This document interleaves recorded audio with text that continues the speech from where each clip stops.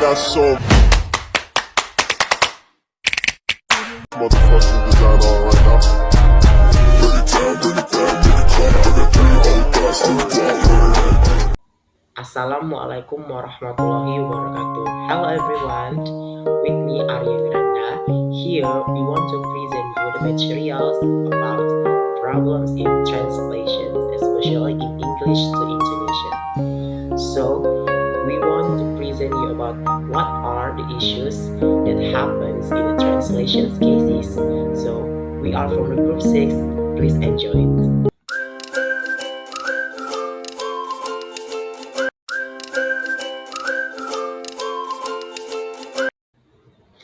Hello everyone, back to me with Arya.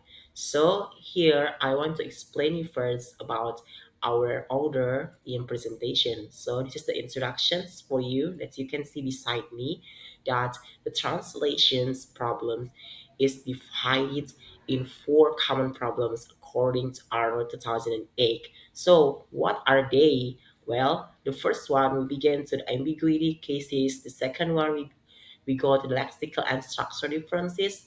And then, the third one, we have to know the problems in idioms and collocations, and we include the equivalences problems too. So let's do it, and please stay tuned about this. Thank you. Hello everyone, with me Arya. So here I want to explain you about the first common problems in translations. So the first one is ambiguity. So what is the ambiguity concept here in this translations issue? So as you see, besides me, that ambiguity is the issue that appears when someone feels that she or he cannot decide which meaning that is appropriately for the words in the sentences. So Cecilia in 2003 called this as the lexical ambiguity. But if the ambiguity that occurs in a sentence, it is also called as the structural ambiguity.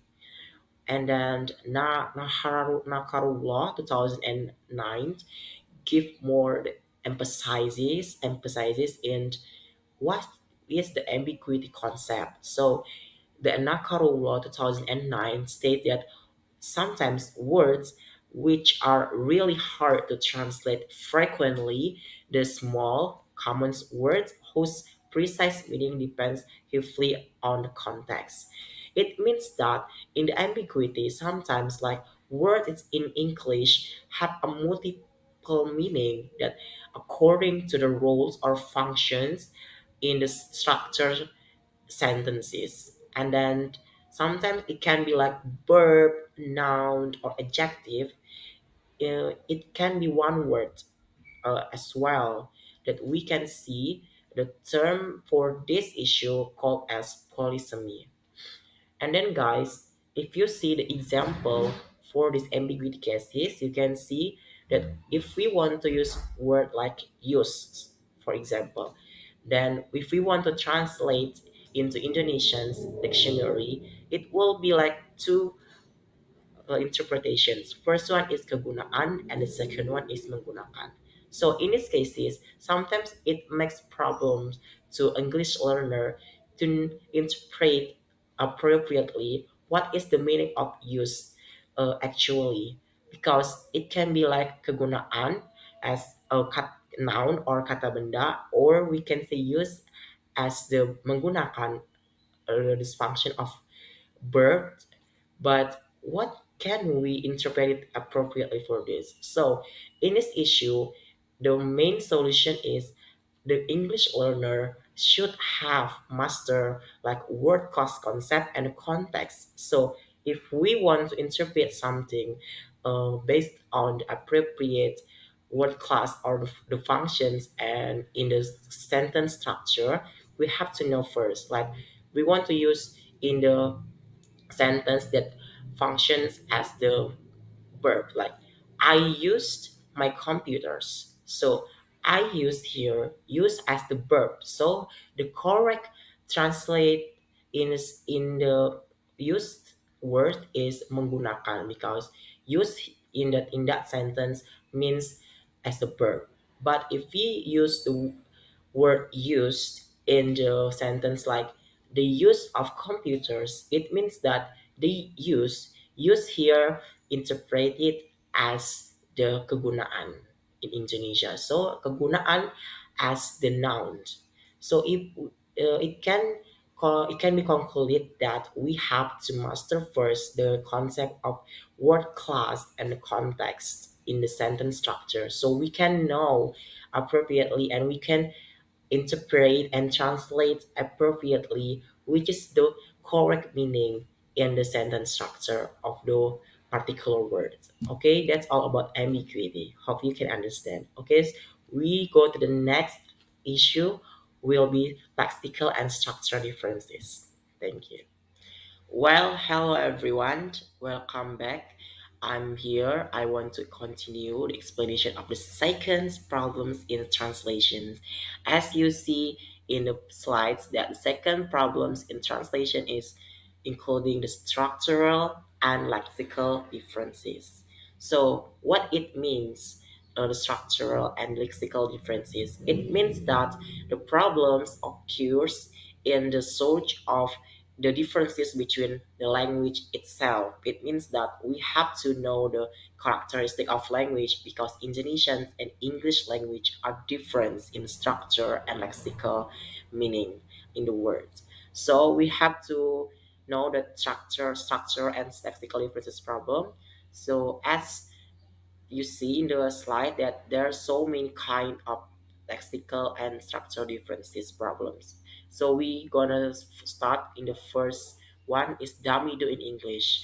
Damido in English, according to Kurniawan, it means that the English words or English sentences sometimes has a various kind of structure or form and lexical um, interpretations in the every word. So it can be difficult for the English learner to interpret accurately what is the speaker's or the writer's meaning in the sentences. So you can see the example here. You can see the example here that tell the search text that state that I never not listen to the music. So if we want to see the form or the structure of the sentence, that we can investigate that I never not listens to music. Never and not are the contrasts of the negative form in the English sentences. So if it can make a confuse to us to know the actually interpretations of the sentence. So you can see the target text in Indonesia. The first target text said that saya tidak pernah tidak mendengarkan musik, and the second one is saya selalu mendengarkan musik. So it can be very tough for us to interpret creating these sentences more effective using the dummy do in English. So if you want to say that the first target saya tidak pernah tidak mendengarkan music is the correct one because yeah, it's good translations in in every word structure interpretation in that sentence. But in second one, you can say saya selalu mendengarkan music. It like you change, some interpretation that make the easier one.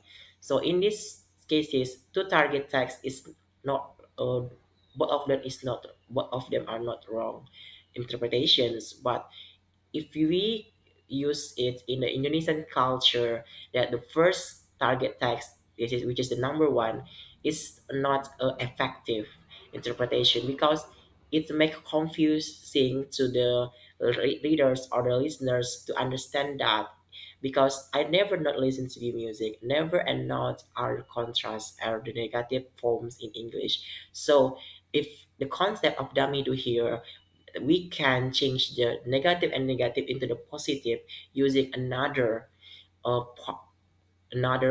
appropriate words such as selalu or always. So I think if you use the one number one of the target text, it makes people in Indonesia culturally not understand because that you see that saya tidak pernah tidak pernah tidak here is like not clearly understandable of this sentence interpretations. So we can cut there with this or change there with the or word selalu or always. So here in the search text, we also can change the never not with actually with I always listen to the music, but in this case the dominant in English is has a various kinds. So if it is the task for the English learner to understand this concept that we can avoid the structural and the lexical differences problems in Damido in English.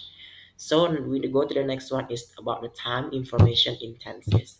So according to the Sordiman 2006, that sometimes words in English has doesn't I'm sorry the word in English didn't provide the time informations in the sentence because the tenses concept in the particular sentences used if used by by the writers or the speakers when they utterance or when they write.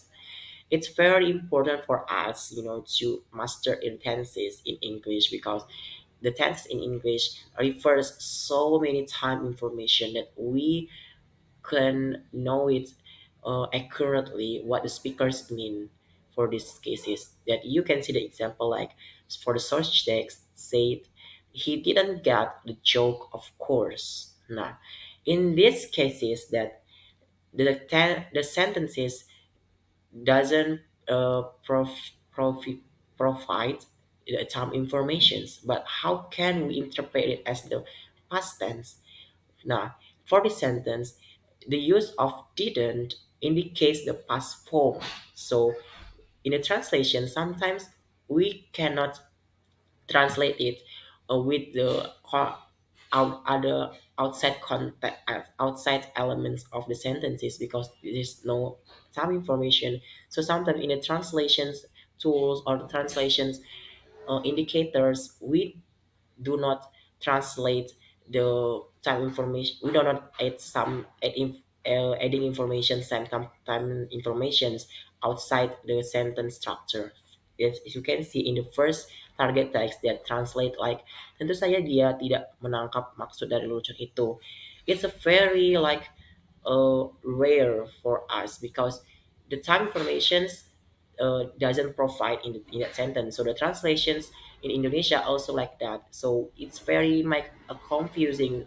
What are the when when did actually the speakers tell to the listeners or what or when the writers told the time specifically to the readers when he or she said about he didn't get the joke, of course. So it means that it's a very rare and it's very important that we can add the time information in the tenses while we want to translating the sentences because in the target text in the number two, you can see that tentu saja dia tidak menangkap maksud dari lelucon waktu itu. So waktu itu it means that in English in that moment, or actually there are so many time information like time signal or adverb of time in Indonesian language like as usual in English like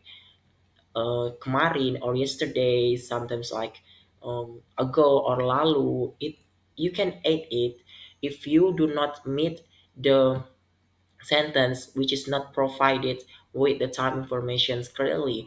But if you know the tenses first of the sentences that indicate something like past form, maybe present perfect or future perfect, or in the tenses of the sentence, you can add of the time information in a translations form in your language of Indonesia that you can see. And it's for the example that he didn't get the job, of course it means that the activity uh, in the past came in the past. So our task as English learner to interpret is in the more effective one or more, in the more correct one with the using adding informations of the time. Like target text number two is waktu itu or in that moment. So it indicates the tenses informations in a translation problem. So that's all about the two first of structural and lexical differences. I hope you can understand for this one. So let's continue with the next. Thank you. Well, hello everyone. I want to continue the explanations of the another various kind of the translation problem in structure and lexical differences, which is the plural noun concept. Okay, Noferino 2013 state that maybe some differences between the constructing the plural form in the words between Indonesian language and English language. So if you see the English language have the rules of plural form, which is adding as, es, or maybe like using the form of regular, irregular forms in the word that refers to the plural noun. This is not common for Indonesia to use this rule because in Indonesia we do not use some particular rules for making the plural forms in the words. We just like use the repetition or something based on the count of number in the before the word itself. So something that you see the search text says, I have two cats. So the target text that will be interpreted must be two. That first of number one, saya punya dua kucing-kucing, and the second one is saya punya dua kucing.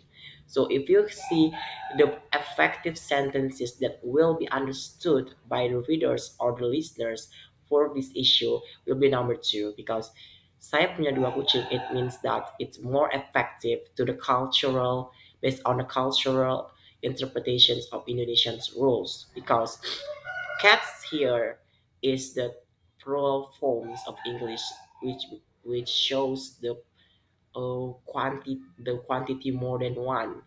But cats here it means like so many, and Indonesia also interpreted as like repetitions of word like kucing kucing. So sometimes it make a confusing for the readers or the listeners to interpret it more appropriately using the structural and lexical component for this issue. So if you see that kucing-kucing is not effective because in Indonesia we don't use the repetition of kucing-kucing after the plural nouns. But in Indonesia we just use the kucing and we can consider it that quantity of the noun one or two or more than that is according to the before of the adverb before the noun itself, such as dua here or quantity of the number two, it indicates the plural noun in Indonesia. So it means that we have to know the first rule of the English language in plural noun, and then we can adjust it in Indonesian's language. So yeah, that is about about the problems in plural concept. I hope you guys can understand. We go to the next one after this. Thank you. Well, everyone, I want to explain you the last part of this issue for the lexical and structural differences. So if you see here the pronoun concept, according to Morin 2005, that there is a differences about the use of the pronoun concept between Indonesian and English, especially in third singular subject. So the third singular subject, there are she, he, it, which is she, he is refers to gender subject for the it as the classified as animal or a thing. So the use of third singular subject she refers to women and he refers to men and it refers to animal or thing has the particular regulations for the English language. For the example that you see in our search tag that she gets the job. So the target text that have the those have two target text. The first one is dia only mendapat pekerjaan, and second one is dia perempuan mendapat pekerjaan. So in the first target, we do not use this for the effective translations because we do not explain the subject of she. She here in Indonesia, just she or and he in Indonesia basically just use is in one interpretation as dia.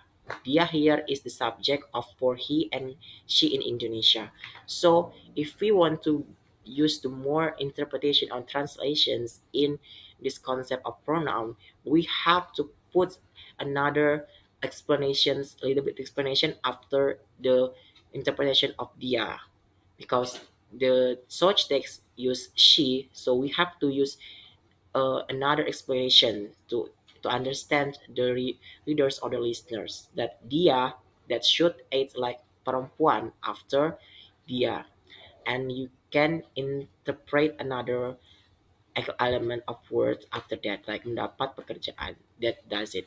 So in this issue, that important to identify of gender and think pronouns, and knowing the rules followed by them. After that, that you have to know the verb rules of the third singular subject, because the verb rule of singular third singular subject have to add the s, es, or the irregular form after it. So if you can see the search tag like she gets the job, get is the basic form of the verb mendapat. But because the she is the third singular subject, the rules is changed. That get should add the s form. So she gets the job is the interpretations of this dia mendapat pekerjaan. So we have to know besides of the general forms in English, and we can make a more effective one. Thank you. And another common problems kinds of the translation will be explained with the other speakers in these presentations. Alright, I will explain about idioms and collocation. Discussing further about idioms and collocation, according Basnet 2005, state that the translation of idioms takes us a stage further in considering the question of meaning and translation. For idioms, like puns are culture-bound. According Sudirman 2016, give some examples such as a case in point and on the other hand. These idioms, if they are translated literally, might not transfer the short text message correctly. So, according Baker 1992, suggests that in translating idioms, they can be replaced with another word that is equal with its meaning in the short text. So, understanding the intention of their using in the sentence is really necessary.